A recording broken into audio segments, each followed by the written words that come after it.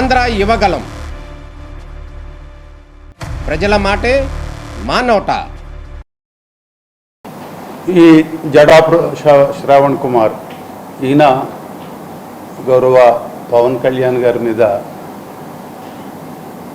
Income tax డిపార్ట్మెంట్లో నేను investigate చేయండి అని చెప్పి నేను ఒక పిటిషన్ పెడతాను,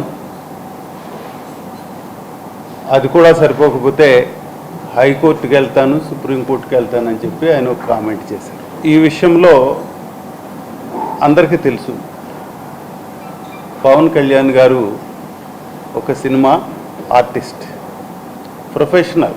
వారి ఇన్కమ్ ట్యాక్స్కి సంబంధించిన విషయాలన్నీ కూడా అఫిడవిట్లో పొందుపరిచారు. 24లో 2024 అఫిడవిట్ చూసినట్టయితే 18-19 నుంచి 22-23 వరకు కూడా ప్రతి సంవత్సరం ఆయనకు వచ్చిన total income is different from net income. ఆ టోటల్ ఇన్కమ్ ఎంత అనేది కూడా వారు ఇవ్వటం జరిగింది. 12 కోట్లు, ఒక సంవత్సరం 1 కోటి,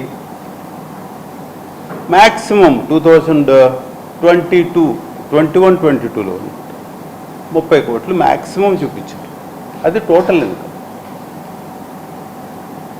ప్రతి ఈ టెక్నికల్గా ప్రొఫెషనల్ ఆర్టిస్ట్కి కూడా చాలా రకాలైన ఎక్స్పెండిచర్ ఉంటుంది. Security, transport. మామూలు సెక్యూరిటీ అంటే మామూలుగా ఉండదు వారికి. ఆ సెక్యూరిటీ అంటే బౌన్సర్స్ అని మీకు అందరికి తెలియంది కాదు. ట్రాన్స్పోర్ట్ కూడా చాలా కాస్ట్లీ ట్రాన్స్పోర్ట్. ఒక్కొక్కసారి ఆయన ఎందుకంటే అందరితో పాటు కూడా ట్రావెల్ చేయలేని పరిస్థితి, హెలికాప్టర్లో కూడా ట్రావెల్ చేయాల్సిన పరిస్థితి. ఇలా ఒక ఇదేమిటిది కోటింగ్కి చేసే వాళ్ళు కూడా చాలామంది ఉంటారు.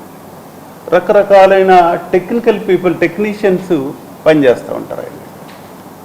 కాబట్టి ఇన్సిడెంటల్ ఛార్జెస్ కానీ లేకపోతే ఎక్స్పెన్సెస్ కానీ చాలా ఎక్కువగా ఉంటాయి. 50-60% ఆయనకు వచ్చింది ఆ సంవత్సరం టోటల్ ఇన్కమ్ 12 కోట్లు అయితే నెట్ ఇన్కమ్ ఎంత ఉంటుంది? ఇది అక్కడ ఉన్న పరిస్థితి. ఇలాగా వారు ఖచ్చితంగా ఇన్కమ్ ట్యాక్స్ రిటర్న్స్ వేయటం జరిగింది. అది క్లారిటీ ఉంది, మేము వేసాం.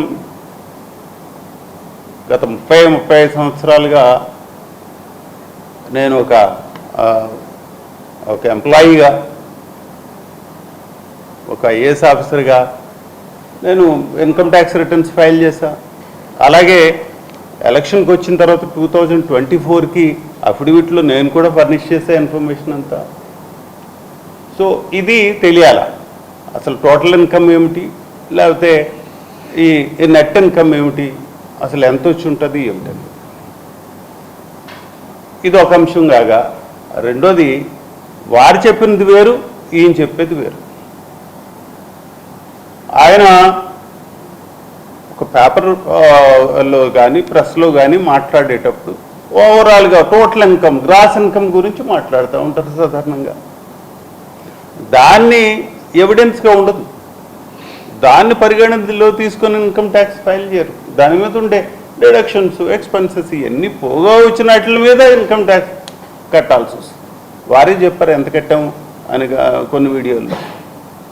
కాబట్టి ఇలాంటి ఒకటి ఆయన 22 రోజులు నేను సినిమా చేస్తానని చెప్తే ఈయన 50 రోజులు క్యాల్కులేట్ చేస్తాడు. ఎక్స్ట్రాపోలేట్ చేయటం అనమాట. చాలా ఎక్సెసివ్గా క్యాల్కులేట్ చేసి 600 కోట్లు సంపాదించారు. దీనికి లెక్క అడుగుతాం, సో కోర్టులకు వెళ్తాం. ఇవన్నీ కూడా జనాన్ని మిస్లీడ్ చేసే అంశాలు. తప్పనిసరిగా పబ్లిక్ దీన్ని దృష్టిలో పెట్టుకోవాలి.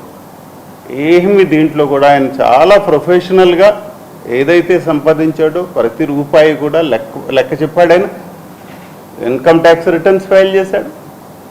ప్రతి దానికి కూడా అకౌంట్ ఫర్ అయినట్టు మనకు అఫిడవిట్లు చెప్తున్నాయి, ఇన్కమ్ ట్యాక్స్ రిటర్న్స్ చెప్తున్నాయి. కాబట్టి ఇలాంటి మిస్లీడింగ్ ఇన్ఫర్మేషన్ పబ్లిక్ ఇవ్వటం వల్ల పబ్లిక్ ఒక రకమైన కన్ఫ్యూషన్లో ల్యాండప్ అవుతారు. కాబట్టి ఇలాంటివి ఇవ్వద్దని చెప్పి నేను ఆయనకి అడ్వైజ్ చేస్తాను. Thank you.